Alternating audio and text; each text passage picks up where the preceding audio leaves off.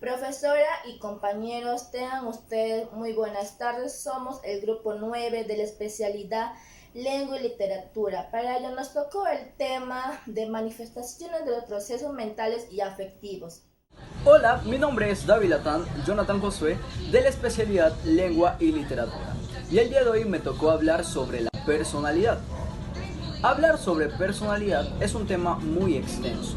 Primero les quiero hacer una pregunta. ¿Saben por qué todas las personas tienen distintas personalidades? ¿Por qué yo actúo de una manera y por qué tú actúas de otra manera?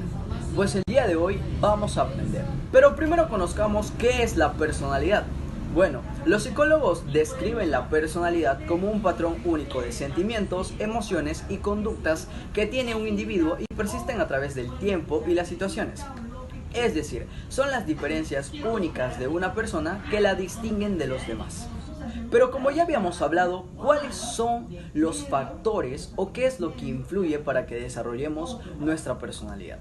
Bueno, los psicólogos nos hablan de tres factores importantes. El primer factor es la familia. Desde pequeños nuestros padres nos inculcan a ser sumisos a ellos. ¿A qué me refiero? Por ejemplo, nos dicen, no llores, no hagas esto, cuando yo te digo, no toques eso. De esta manera, aunque no lo crean, también desarrollamos nuestra personalidad. Como segundo factor importante, tenemos a la sociedad o al ambiente que nos rodea.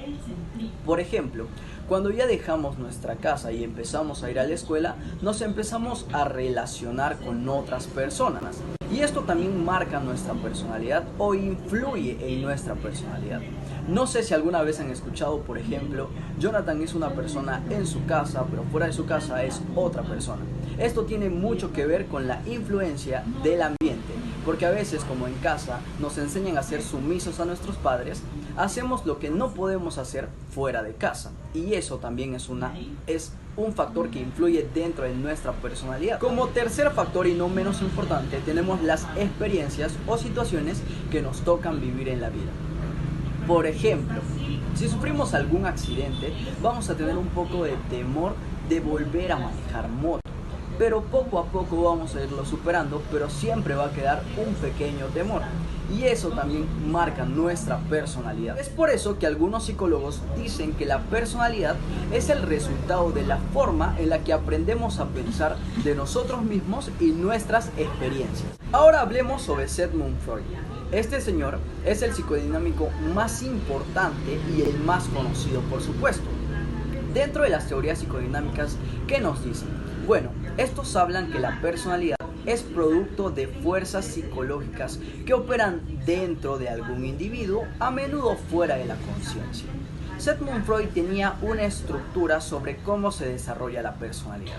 A continuación veremos cuáles son esas estructuras. Sigmund Freud nos habla sobre el ello, el yo y el superyo.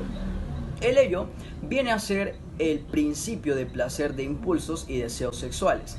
Actúa en el nivel solo inconsciente y su única función es que busca expresarse. El yo viene a ser el yo mismo o el principio de realidad y este actúa en tres niveles. En el nivel consciente, en el inconsciente y el preconsciente. Y por último tenemos al superyo, que viene a ser el yo ideal o el guardián moral, y este también actúa en los tres niveles: consciente, inconsciente y preconsciente. Freud también nos habla que desarrollamos nuestra personalidad de acuerdo a cómo nosotros satisfacemos nuestro instinto sexual. Por ejemplo, en las primeras 18 semanas de vida satisfacemos nuestro instinto sexual de manera oral, es decir, succionando y extrayendo. Después de las 18 semanas de vida hasta los 3 años y medio, nuestra satisfacción e instinto sexual se vuelve anal. Es decir, nosotros empezamos a retener y a excretar nuestras heces. Y de esta manera debemos aprender a controlar este nuevo placer. Después de los 3 años y medio, nuestro instinto sexual o placer sexual pasa a los genitales. En esta etapa nos volvemos un poco celosos y nos apegamos al padre del sexo opuesto. Es decir, si eres varón te vas a pegar más a tu mamá y vas a sentir celos cuando tu papá está cerca de ella. Ahora mi compañero les va a explicar un poco más sobre las siguientes teorías. Ahora hoy la verdad acerca sobre la teoría analítica. Bueno, la teoría analítica nos da referencia a que el sujeto muestra un interés hacia diversos objetos y bueno, y conocidos los intereses, el sujeto se empieza a diferenciar y la conciencia se agranda. Bueno, en esto tenemos que el sujeto, o sea, empieza a diferenciar todos los objetos que tomó por interés, ya sea buenos o malos. Teoría de la neurosis. El psicoanálisis de Karen Horney, bueno, tenemos la primera necesidad como ejemplo, la necesidad de afecto y aprobación. Bueno, esta necesidad es en donde todos tenemos la necesidad de ser queridos por alguien, ¿no? Entonces, ¿qué es lo que hace el neurótico esta necesidad? Por lo tanto, o sea, la necesidad es irreal, irracional y no discrimina. Bueno, como por ejemplo, todos en algún momento necesitamos la aprobación de alguien o el afecto de alguien, pero somos conscientes de que en algún momento de nuestra vida no va a ser así, o sea, no vamos a recibir afecto, digamos, de los mejores amigos e inclusive de la pareja, ¿no? Y es por eso que en algún momento de la vida somos conscientes que no vamos a recibir afecto y no nos vamos a sentir mal porque ya sabemos lo que va a pasar, ¿no? Que no vamos a recibir afecto sobre alguien que nos quiera, ¿no? Como nuestra pareja, y etcétera. Cuarta necesidad, que viene a ser necesidad neurótica del poder, es cuando el individuo, o sea, quiere tener el poder de todo, ¿no? Y el neurótico lo hace, pero lo hace de una manera desesperada y es ahí donde viene el conflicto. Tenemos la cuarta necesidad, que es la necesidad neurótica de explotar. Es cuando el individuo, o sea, tiende a contar sus cosas a los demás, pero en cambio el neurótico no, el neurótico manipula a los demás y creen que las personas están para ellos, ¿no? En todo el momento. La necesidad neurótica de reconocimiento y prestigio social es cuando, o sea, la persona quiere ser reconocido por sus actitudes, ya sean internas o externas. Necesidad neurótica de autonomía e independencia es cuando una persona no quiere recibir la ayuda de nadie, ni por una cosa u otra, no recibe ninguna clase de ayuda. Necesidad de perfección e inexpugnabilidad. Bueno, en esta necesidad es el impulso que tenemos cuando fallamos en algo. Digamos que cometiste un error y es el impulso que nos hace que seguir eso, ¿no? Ese error. Pero el neurótico no piensa así. El neurótico no quiere tener ninguna falla y si lo hace, pues se siente terrible. Teoría del ser. La teoría del ser es el centro del ser. Bueno, la teoría del ser es cuando una persona sana, o sea, si una persona está sana, podrá tener una visión propia de él, de lo que es. Es por eso que viene a ser el ser real. Y la autorrealización es cuando ya sabes quién eres en realidad y sigues con eso, con esa identidad, sigues adelante. La persona neurótica, en cambio, no. Si la persona neurótica falla en algún momento, comete un error, se siente despreciado, o sea, se siente vulnerable. Y es ahí donde concluye que es irreal, o sea, todo lo que está pasando es irreal. Y luego viene la vacilación, ¿no? Erik Erikson, bueno, según Erik Erikson hay 8 conflictos que nos ayudan al desarrollo personal. Bueno, estos 8 conflictos, si lo aprobamos adecuadamente, podremos tener un futuro adecuado, pero si huimos de ellos, no seremos buenas personas, o sea, no desarrollaremos una personalidad adecuada. 8 estudios psicosociales. Bueno, el primero es confianza versus desconfianza.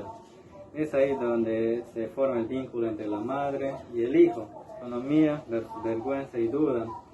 Es ahí cuando el niño ya empieza a sentarse, empieza a gatear, empieza a dar sus primeros pasos, e inclusive ya aprende, o sea, a hacer sus necesidades fisiológicas, no aprende que no se debe orinar ahí, se debe avisar. Pero cuando esto no lo hace, cuando no aprende, es ahí donde los niños se orinan en su cama y tienen vergüenza al momento que la madre le va a querer lavar la colcha, ¿no? Y asociativa versus culpa. Bueno, aquí se da lo que es que los niños se empiezan a interactuar con los demás niños, ¿no? O sea, aquí es donde los niños se vuelven curiosos, quieren saber muchas cosas, curiosidad versus inferioridad. Es aquí donde el niño se muestra un interés genuino de cómo es el funcionamiento de las cosas, cómo funcionan las cosas. Y es aquí donde el niño ya hace las actividades mayormente por sí solas, o sea, pone en conocimiento, se pone en rigidez, pone todo lo que aprendió durante la niñez que tuvo, ¿no? Se pone en práctica todo lo que ha aprendido. Exploración de la identidad y difusión de identidad.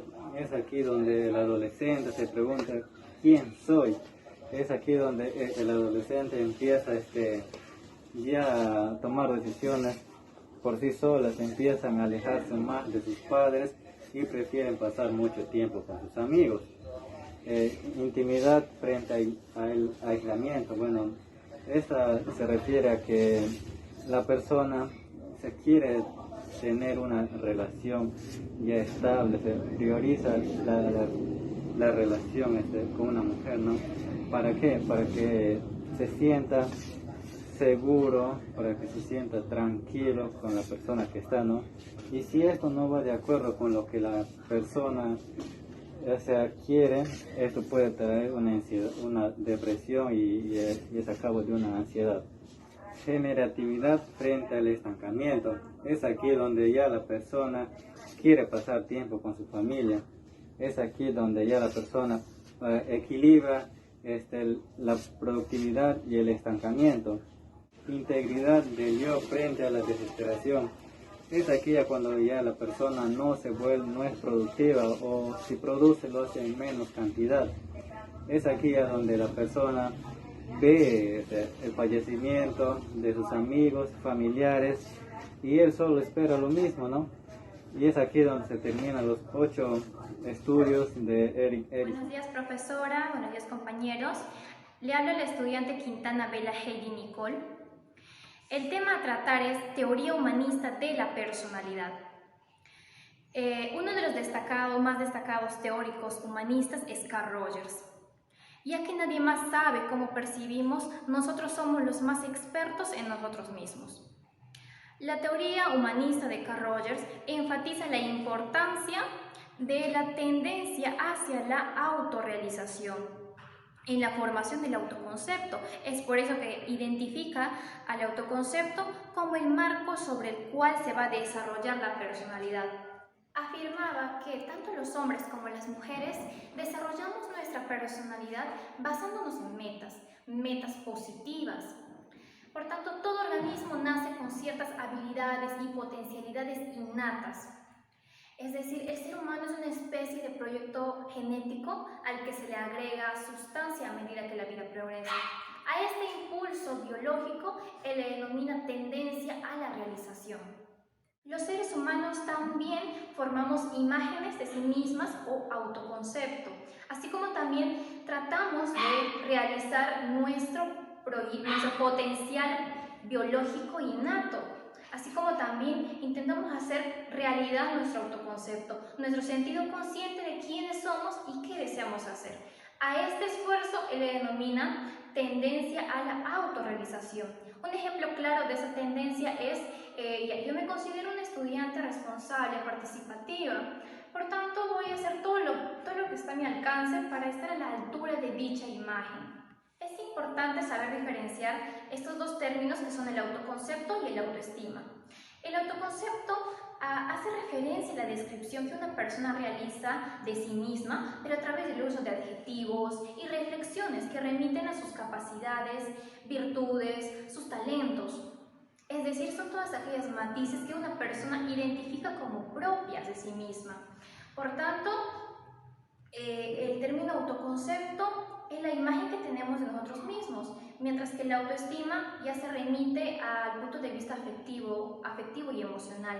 Cabe recalcar que el autoconcepto puede expresarse a través del lenguaje, ya que es un análisis descriptivo que puedes compartir con otra persona. Yo puedo decir, soy una persona responsable, yo soy una persona alegre, divertida. El autoestima ya es ese sentimiento de aprecio que el ser humano tiene sobre sí mismo. Tanto el autoconcepto como la autoestima tienen una relación sobre cómo se siente la persona consigo misma. Sin embargo, el autoconcepto tiene un componente más cognitivo y la autoestima es la visión subjetiva emocional. Por lo que podemos decir que el autoconcepto es la imagen que tenemos de nosotros mismos y la autoestima es la apreciación, el sentimiento de aprecio hacia dicha imagen. Teoría de sí mismo. De acuerdo a Carl Rogers, las personas tienen el propósito de buscar congruencia, o sea, ese equilibrio entre las tres áreas de nuestras vidas, que viene a ser el autoestima, la autoimagen o imagen de sí mismo, y el yo ideal.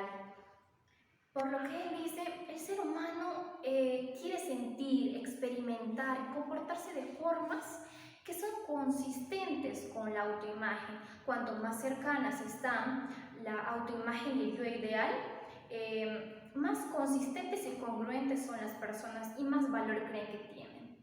Este equilibrio se va a conseguir con la autoactualización, que es inherente del ser vivo. El organismo tiene una tendencia y un esfuerzo básico para actualizarse, mantenerse y enriquecer las experiencias del propio organismo. Profesora, compañeros, mi nombre es Flores Guevara Diego. Continuando con la exposición, voy a hablar un poco acerca de la visión humanista de Hayden Smith. Continuando, la teoría humanista de la personalidad se concentraría en la discrepancia entre el autoconcepto de Jay y sus capacidades innatas. Por ejemplo, Rogers señalaría que aunque Jay es inteligente y orientada hacia el logro, siente que no merece ser doctor en medicina. Se preocupa acerca de que si alguna vez será realmente feliz. Cuando tenía 13 años nunca pudo ser ella misma y expresar sus sentimientos ni siquiera con un buen amigo. Su infelicidad, temor, soledad, inseguridad y otras insatisfacciones también surgen de la incapacidad de Jay para convertirse en lo que realmente o verdaderamente es. Rogers sospecharía que otras personas en la vida de Jay condicionaron la aceptación y el amor que estuviera a la altura de las expectativas que tenían para él. Sabemos que en la mayor parte de la vida de Jay, su padre fue su principal fuente de consideración positiva. Muy posiblemente, él condicionó su amor por Jay a que ésta cumpliera las metas que tenía para ella. Continuando con la exposición, doy pase a mi siguiente compañero, el cual le hablará del siguiente tema. Buen día a los presentes. Soy la estudiante Bejar Díaz Liliana Mel. Continuando con la exposición, yo hablaré sobre el desarrollo de la teoría de los rasgos de la personalidad, empezando con la teoría de Gordon Allport. Al principio, Gordon utilizó el término rasgos, pero al darse cuenta de la misconcepción de la palabra, decidió cambiar el concepto por disposiciones. Una disposición es una estructura neuropsicológica generalizada, con la capacidad de crear y manejar distintos estímulos funcionalmente equivalentes. Tenemos a los rasgos cardinales. Estos rasgos son aquellos que una persona va a buscar toda su vida: fama, dinero, etc. Luego los rasgos centrales. Los rasgos centrales son la piedra angular de la personalidad de una persona.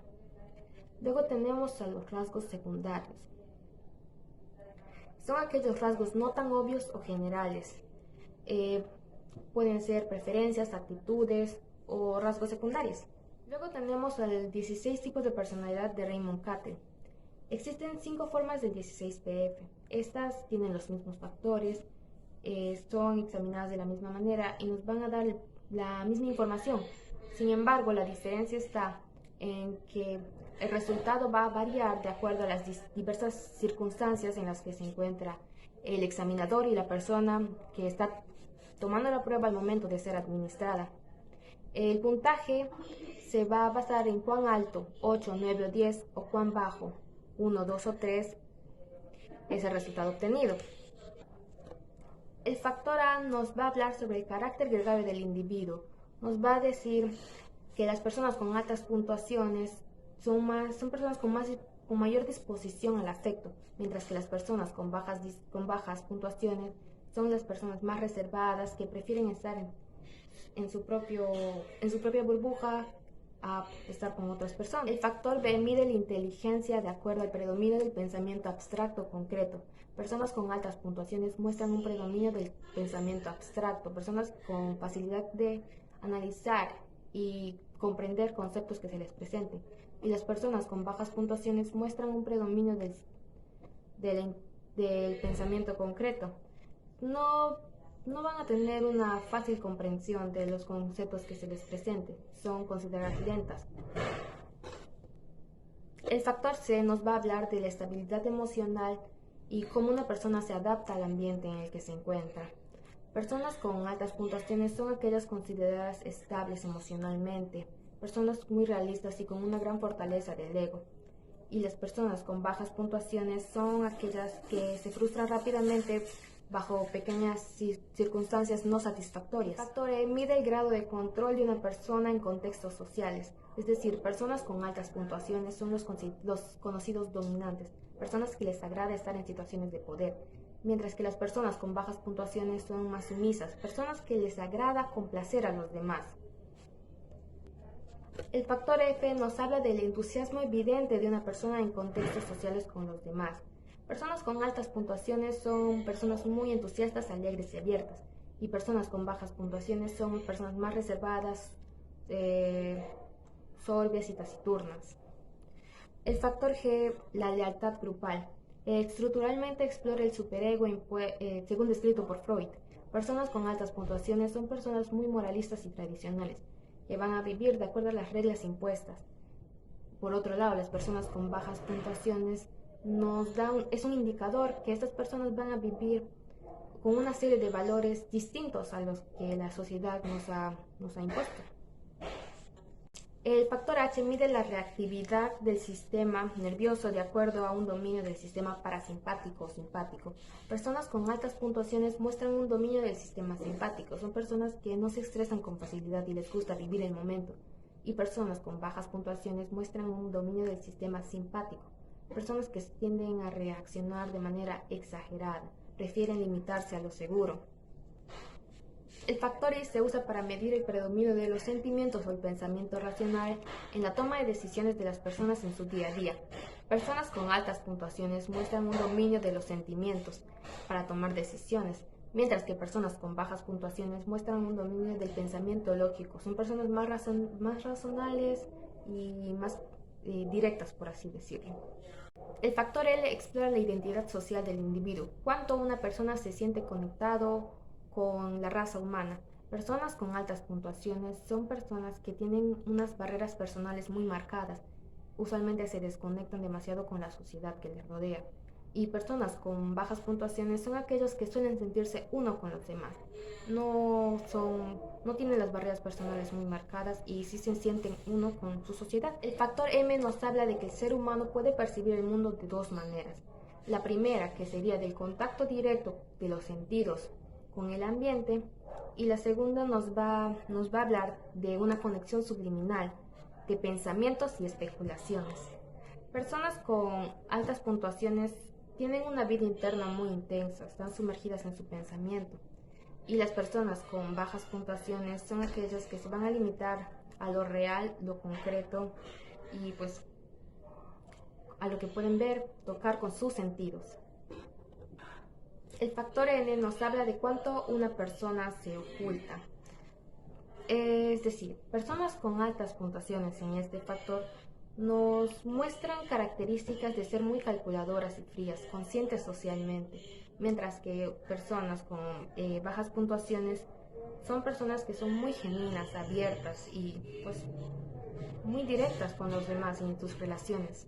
Luego el factor O va a explorar el autoestima, pero esto va a explorar de acuerdo a cuánto uno tiene sentimientos de culpa. Personas con altas puntuaciones demuestran tener una vida regida por estos sentimientos de culpa. No tienen un buen autoconcepto de sí mismo y pues tienen expectativas personales muy altas que muchas veces no logran conseguir. Y luego, personas con puntuaciones bajas son personas que se sienten satisfechas consigo mismo, tienen una fortaleza del ego muy buena y pues tienen una visión de sí misma muy positiva. El factor Q1 nos habla de cuán dispuesto está uno hacia el cambio. Personas con altas puntuaciones son personas que están muy abiertas al cambio, no se apegan tanto a las tradiciones como las personas con bajas puntuaciones. Luego tenemos al factor Q2. El factor Q2 nos habla sobre el grado de dependencia de las personas, cuán dependiente es uno de las personas que les rodean en sus relaciones. Luego tenemos al factor Q3. El factor Q3 nos habla de cuánto uno se esfuerza o trabaja por conseguir un balance entre su yo ideal y su yo real. El factor Q2 nos habla de cuánta tensión nerviosa experimenta uno. Personas con altas puntuaciones demuestran tener una tensión nerviosa muy elevada. Personas muy ansiosas y neuróticas. Y personas con bajas puntuaciones se caracterizan por la falta de esta tensión nerviosa. Luego tenemos a los factores de segundo orden. Los factores de segundo orden van a ser la combinación de los factores básicos, por lo que los conceptos son casi repetidos, por así decirlo. Tenemos al primer factor que nos va a hablar de cuán introvertido o extrovertido es una persona. El segundo factor nos va a hablar del nivel de ansiedad que siente una persona. Personas con bajas puntuaciones sienten un nivel de ansiedad muy bajo y personas con altas puntuaciones nos van a mostrar un nivel de ansiedad demasiado alto, que hasta podría llegar a ser muy preocupante. Luego tenemos al tercer factor. El tercer factor nos va a hablar de la sensibilidad emocional de una persona. También tenemos en esta categoría al tough boys, que son personas muy reservadas, frías, calculadoras y directas. El cuarto factor nos va a hablar de la dominancia de una persona, cuán sumisa o cuán dominante va a ser esta. Y el quinto factor nos va a medir el control del superego. Personas con puntuaciones altas tienen un alto control de su superego y personas con puntuaciones bajas muestran un bajo control de este. Luego tenemos a las 3 dimensiones de personalidad según Einstein.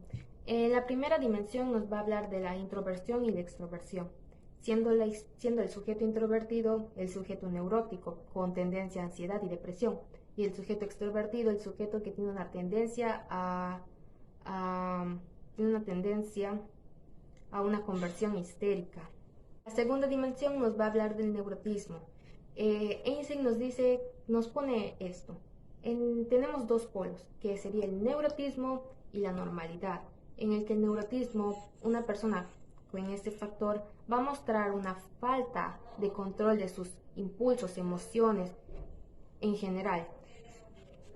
Esta persona va a mostrar una tolerancia baja para situaciones de estrés, y estas personas van a quejarse mucho por problemas somáticos, ya sea dolores estomacales, dolores de cabeza, etc. Responsabilidad. La responsabilidad en el sentido de cuánto podemos controlar, regular y dirigir nuestros impulsos.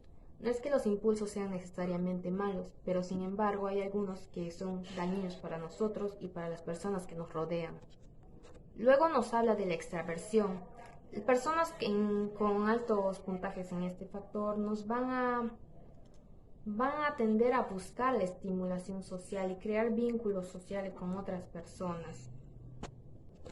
También nos habla de la amabilidad como la capacidad que tiene uno de formar vínculos con los demás y preocuparse por el bienestar, por así decirlo. Luego tenemos al neurotismo, que nos va a decir que es la tendencia de uno para experimentar sentimientos de culpa, odio, enojo. El neurotismo es un rasgo fundamental en el estudio de la personalidad. Finalizando esto, doy pase a mi compañero para que continúe la exposición. Gracias. Profesora, compañeros, tengan ustedes buen día. Mi nombre es Jesús Guerra Michael Smith. En esta oportunidad voy a dar a conocer la visión de los rasgos de Child Smith. Podemos concluir razonablemente a partir de su descripción que también posee los rasgos de sinceridad, motivación e inteligencia, así como inseguridad, introversión, timidez y ansiedad. En esos cuantos rasgos se explican buena parte de la conducta de Jay y así proporciona una pequeña reseña de cómo es Jay. Otros teóricos de la personalidad adoptan un enfoque diferente, se concentran en el presente describiendo las maneras en las que se diferencian entre sí las personalidades adultas ya desarrolladas y cómo era ella de niña. Esos teóricos de los rasgos, como se conocen, afirman que las personalidades son diferentes de acuerdo al grado en el que posee ciertos rasgos de personalidad, como la dependencia, ansiedad y agresividad y sociabilidad.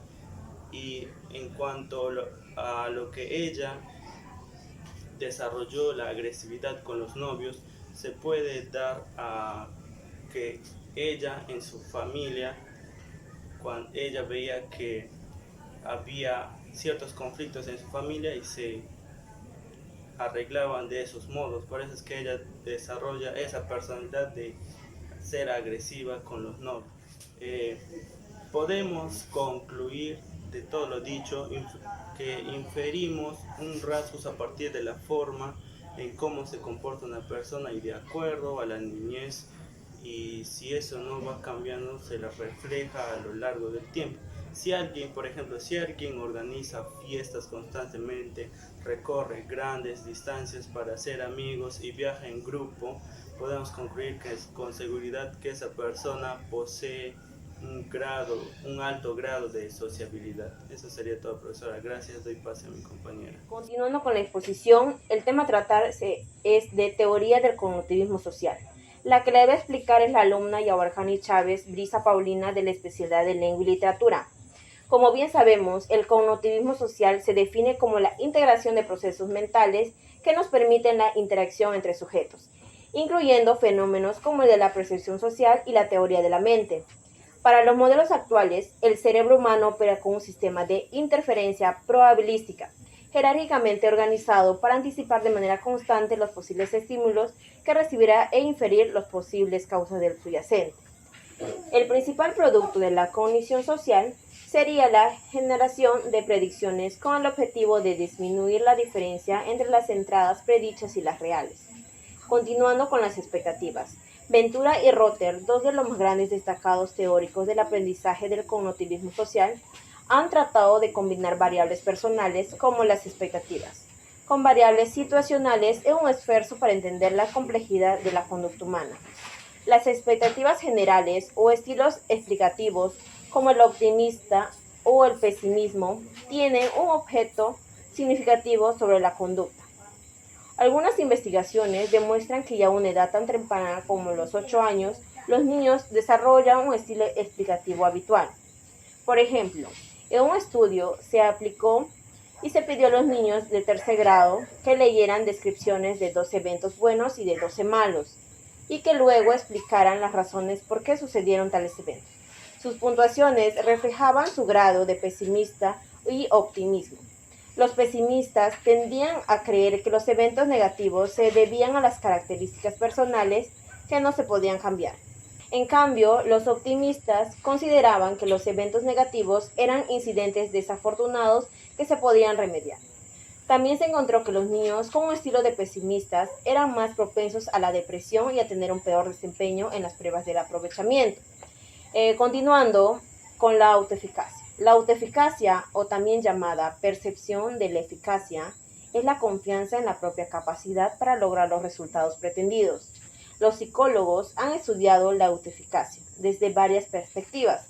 Señalan diversas rutas de acceso en el desarrollo de la autoeficacia, la dinámica y la falta de misma. En muchos lugares diferentes, las interacciones entre la autoestima y el autoconcepto y los hábitos de la atribución que contribuyen o perjudican. Por ejemplo, cuando tenemos la autoeficacia alta, somos capaces de enfrentar diversos retos porque sabemos que contamos con los conocimientos y las habilidades necesarias para avanzar nuestra meta. Es decir, asumimos el reto y nos esforzaremos y daremos lo mejor de sí, con el fin de lograr nuestro objetivo.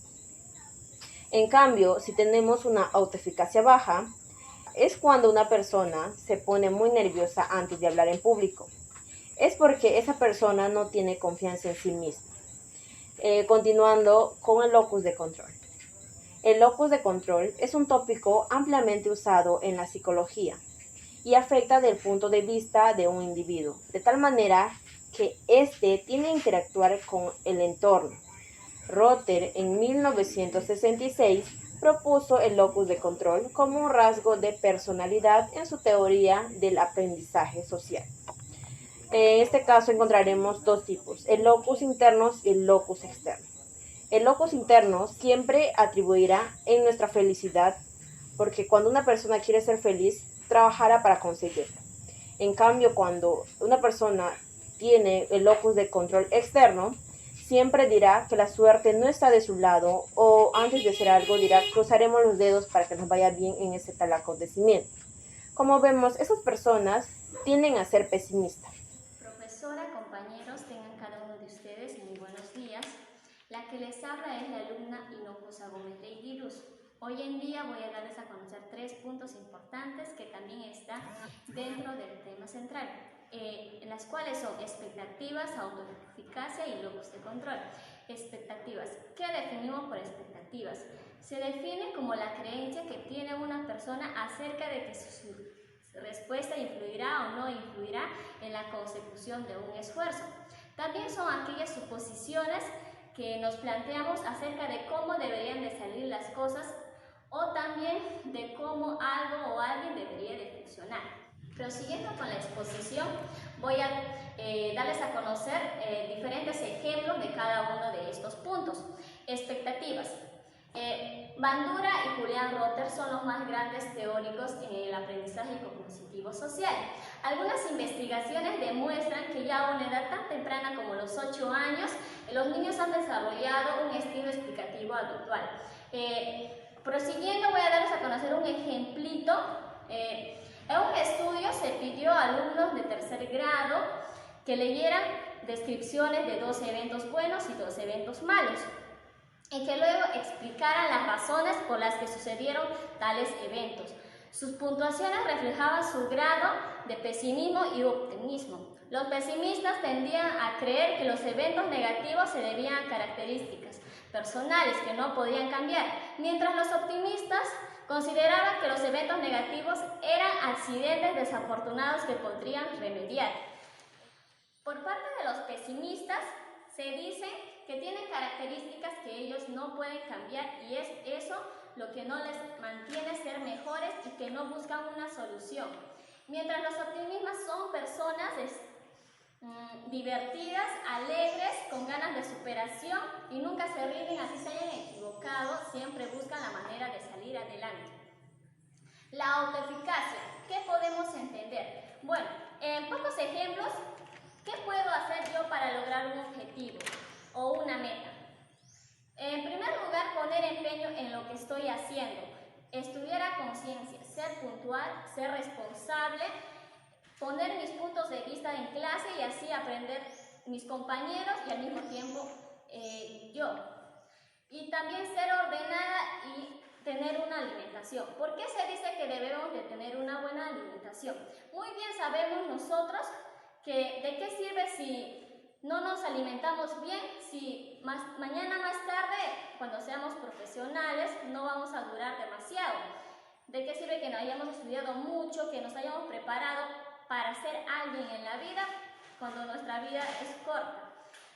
¿Qué es lo que debo hacer yo para que mi conducta cambie? Bueno, en primer lugar también es tener ideas positivas, tener claro qué es lo que quiero lograr y qué es lo que quiero ser. Poner empeño, alentarme a sí misma, darme ánimos, porque sé que todos somos capaces. Profesora, soy la estudiante Vázquez Silva Satomi Tatiana. Para finalizar el último tema, daremos a conocer evaluación de la personalidad. Evaluación de la personalidad es como evaluar la inteligencia, pues tratamos de medir algo intangible e invisible. Además, son factores como la fatiga, el deseo de impresionar al examinador y el temor de someterse a evaluación que afecta el desempeño de la persona a prueba. 4 teorías con sus raíces de la personalidad y su método de evaluación. La primera teoría es psicodinámica. Sus raíces de la personalidad son los pensamientos, sentimientos y motivos y conflictos inconscientes, pues son problemas reprimidos desde la niñez temprana. Su método de evaluación es pruebas proyectivas, como también entrevistas personales. Segundo, humanista. Es una pulsión hacia el crecimiento personal y niveles superiores del funcionamiento. Su método de evaluación es pruebas proyectivas. También tenemos rasgos. Rasgos son las disposiciones relativamente permanentes dentro del individuo, de la persona que piensa y siente y actúa. Su método de evaluación son las pruebas objetivas. Y última, son los aprendizajes sociales. Eso quiere decir, determina el reforzamiento y el castigo previos. Es como dar una observación. Sus raíces de la personalidad son la entrevista, son las pruebas objetivas y son las observaciones. También daremos a conocer la entrevista personal. Una entrevista es una conversación con un propósito de obtener información de la persona entrevistada. Algunas entrevistas no son como estructuras, es decir, el entrevistador plantea preguntas al entrevistado acerca de cualquier material que surja y siempre que sea un apropiado en este tipo de materia, como el orden, contenido de las preguntas, que pueden ser fijos. Observación directa. Averiguar cómo suele comportarse una persona consciente, observar sus acciones cotidianas a lo largo de un periodo prolongado. La observación también funciona mejor con los niños, porque la mayoría de la gente se muestra consciente de sí mismo cuando sospecha que lo están observando. Pero esa técnica se utiliza con éxito. Pruebas objetivas. Para no depender de las habilidades de un entrevistador a las de las habilidades interpretativas de un observador en la evaluación de la primera personalidad, se trata de las pruebas críticas que se aplican y se califican de acuerdo con un procedimiento estándar. Las pruebas por regular se elaboran de forma que la persona simplemente elija un sí o un no como respuesta, ya que nosotros podemos interpretar y examinar de una manera muy rápida y fácil. Pruebas proyectivas constan de estímulos ambiguos simples que pueden provocar un número ilimitado de respuestas. También esto quiere dar a entender cuando nosotros, los psicólogos, queremos dar mucha información, de esta manera nos dan muchísimas respuestas y debemos examinar para ello.